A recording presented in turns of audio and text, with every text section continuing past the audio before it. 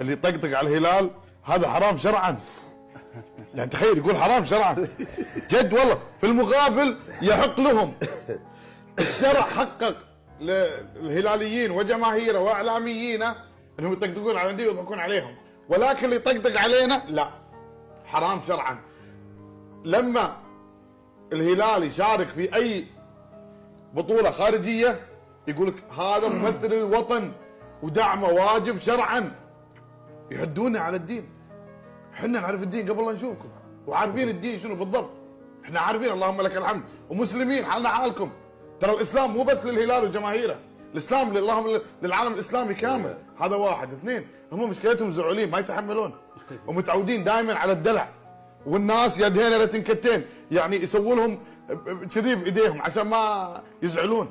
هذا واحد. والله اني اقول له وانا محاسب على كلامي يا ابو سعود، والله هي الليله اللي يهزم فيها الهلال والله انها من ليالي العيد، والليله اللي يحزن فيها الهلال وجماهيره والله انها ليله من ليالي العيد بالنسبه لي انا وبالنسبه لاغلب الجماهير. وانا وياك. واكيد. قالوا ممثل الوطن، قالوا ممثل الوطن، وانا اقول الوطن اغلبه فرحان بخروج الهلال، بل الوطن والاوطان المجاوره بعد. عموما